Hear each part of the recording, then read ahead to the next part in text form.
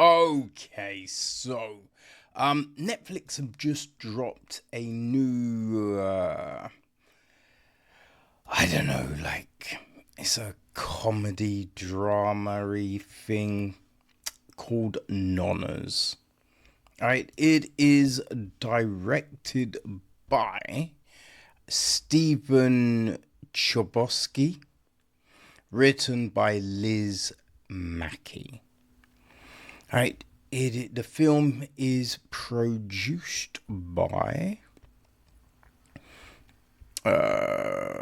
Jack Turner, Rachel Shane, Gigi Pricker,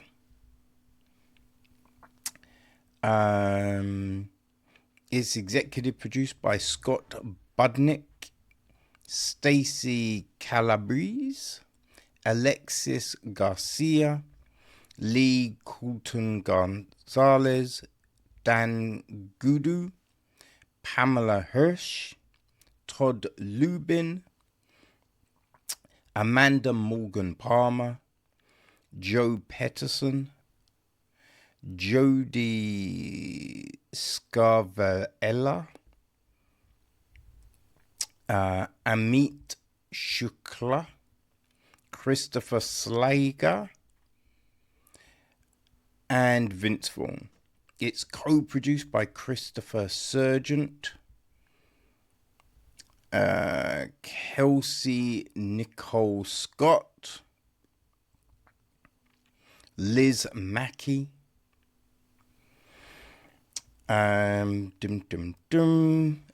Marcelo Zavos took care of the music.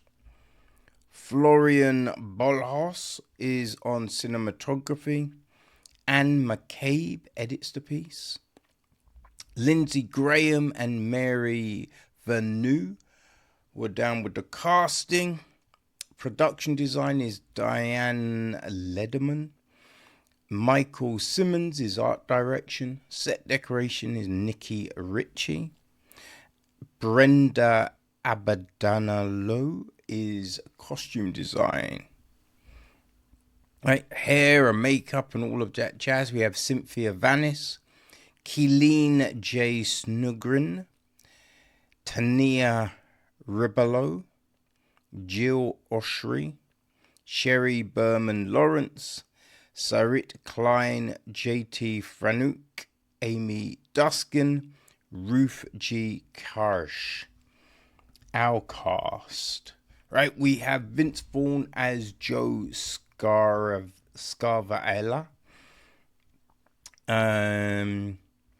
There is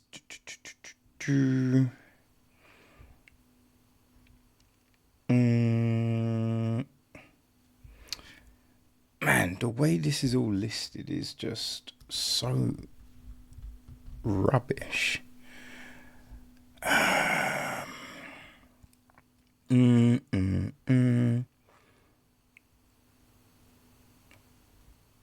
Okay. You know what? It doesn't really matter, to be honest with you. A younger version of Joe is played by Theodore Helm. We've got a young Gabriella played by Jamie Eddy.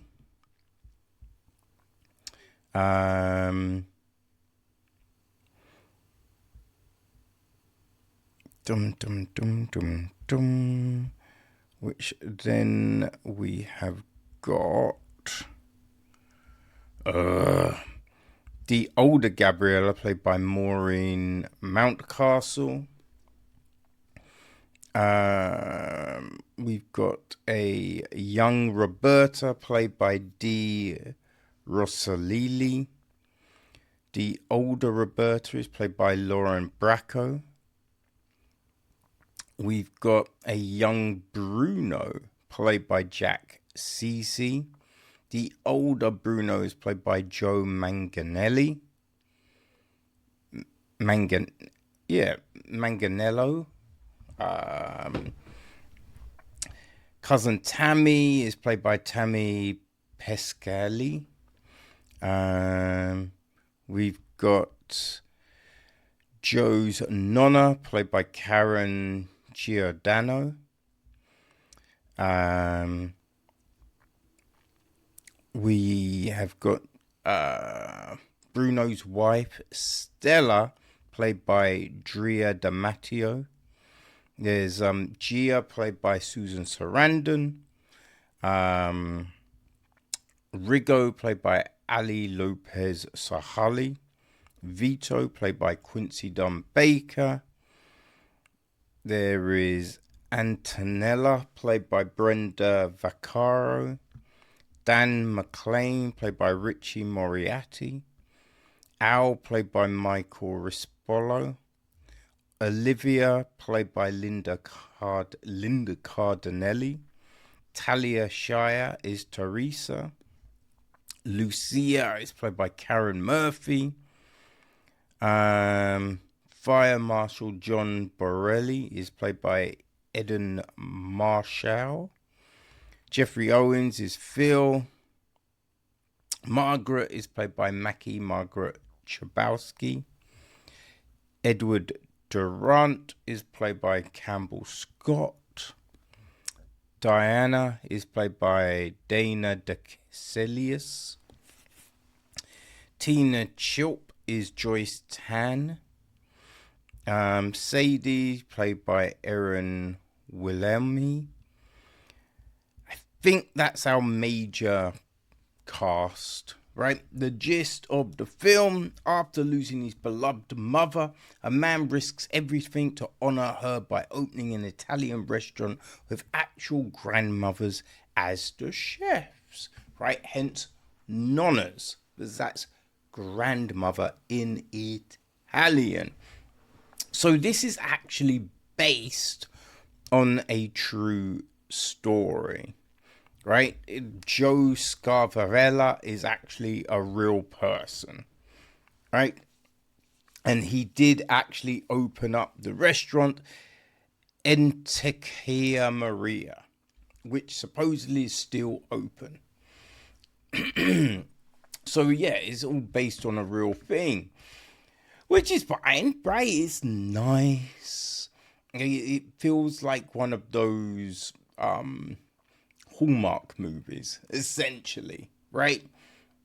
As we open up and we've got a young Joe, you know, he's with his mum and his grandmother, and they're cooking and they're enjoying food and family and all of this. And it kind of ends with someone taking a photo of his mum and grandmother, and then that photo becomes a photo on the mantelpiece at the funeral of his mum. So he's grieving, right? His mum's gone and he doesn't know what to do. He tries to kind of stay connected by cooking food, all of that kind of thing, you know? And, you know, he's got his best friend Bruno and his wife Stella, and they're trying to kind of, you know, get him out of his funk. And then he's like, I bought a restaurant. And I think all of this is fine, right? But I think the big thing with this is, because, okay, so the film is based on true events, right? And I think if the film kind of let you know it's set in, as I guess if the film, well, he says no, because even then, right? If the restaurant's been open for 15 years, that means he opened up the restaurant in 2010. So, no, I was gonna say, like, if the restaurant opened up in the 80s, kind of thing, like you could buy this more than you buy it now. Like the events that we are shown. Because here's the thing, right? You watch these films that are based on true stories, but the timelines are never correct, right? They cram everything to happen in a short space of time when technically it happened over years, which when you actually read the timelines, that actually took place. You're like, yeah, that makes more sense, right? But the way the movie kind of shows you things, you're like, nothing happens that quickly, right? And then they throw in some other things that didn't happen, and they just make it all seem like stupidness. And I think with something like this, you couldn't, someone opening up a restaurant isn't crazy, right? That's not crazy. I think opening up a restaurant and acting like you have no clue, because thinking like, okay, I'm going to open a restaurant, but you'd at least do a little bit of research, right? You'd work out, what would I need? Or you go, oh, because his best friend is a carpenter and all of this. So surely you bring your best friend down to the property and go, hey, does this look all sound? Is this right? You know what I mean? Just, if any of these things happened, you go, yeah, this story makes more sense. Right? But it doesn't happen like that. Now, did it happen like that in real life? We don't know. Right? And going, oh, but they didn't show it, doesn't mean it didn't happen. Right? It didn't mean it didn't happen. Right? Just because the film shows you a different way. So you're trying to buy into this concept, but it's so, right? It's done so quickly. Right, so, oh, he's bought a restaurant. Oh, he's opening a restaurant. Oh, he's doing this. Oh, they've discovered the fire marshals. Like, there's something with it. You know what I mean? It's all very, oh, this is convenient. This is all. So you just don't necessarily buy it. Right? Having grandmothers cook for you is, yeah, I see that. I can see it. But he's got 4. Right, he convinced these 4 women to come cook. One of them we kind of see in a wheelchair at the beginning of the film, but now she's going to be on her feet all day cooking. That makes no sense, right? Because old people, they do not want to be on their feet all day. It's just facts, and even if they wanted to, they can't. And you can't go, oh yes, all of these old women look super healthy. No, they're old people. They got osteoarthritis, bone shit, right? Like the bone density goes. There's so many things happen with old people: joint pain, hip replacements, all of this stuff. So if you were like, yes, I'm opening up this restaurant, I'm going to have grandmothers cook. I've got a roster of, 10, 15 grandmothers. They'll come in, they'll do short shifts, we rotate it. Boom, that makes sense. But this doesn't. So it would be good if we actually got a realistic sense of what actually went down. Because, yeah, you can't tell me that these 4 old grannies cooked every single day, all day. Just, it's not believable at all. Right? And then, people get ill. So where's the replacement? Right? What's going on? We have, obviously, right? Because the way all of these things work, there's going to be a falling out of friends. But the thing they fall out on, you go, actually, Bruno's in the right? But they have it that Bruno is the one apologizing. And you're just like,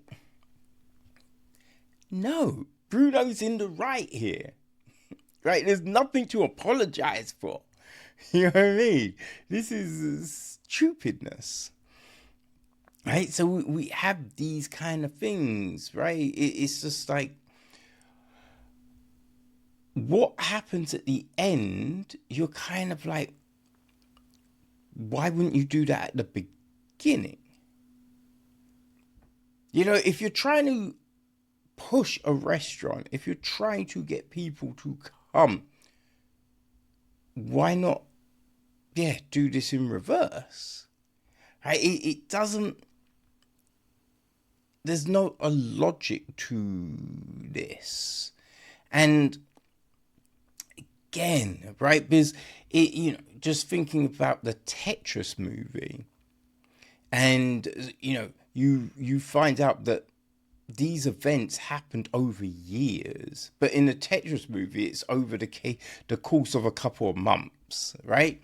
And so with this, what's the actual duration of anything? Like, the review in the paper, how many days did it take for that to come? Right? Like, it's not clear. None of that's clear because, and then after the review, then what's with the restaurant? Right? Because, you one thing pushes people to something else. So, how many days? Right? Make it clear. Because it's not. Right? The acting is all fine. It's not incredible. It's kind of schmaltzy in places from a lot of people. Right? A little hammy. But it's all fine. Because it fits within the confines of this film. Because this isn't a, historical drama with gravitas. As I said, this is a Hallmark movie. So the acting and cinematography, all of these things fit within the confines of that. So I think that's when you're watching this film. If you think of it in those terms, you're able to go, okay, I can see this working, right? And I can see it working for people. Like, we looked at it a few weeks ago. It's another Netflix joint, right? The Love List, I think it was called. It's a similar thing. If you like that, you will like this. There was that film, I think Susan Sarandon was in that one as well. Like the 5, oh gosh, what is it? The 5 Seasons? I think that's what it was called. Something like that, right? About those five friends, right? It was something along those lines. And was it 4?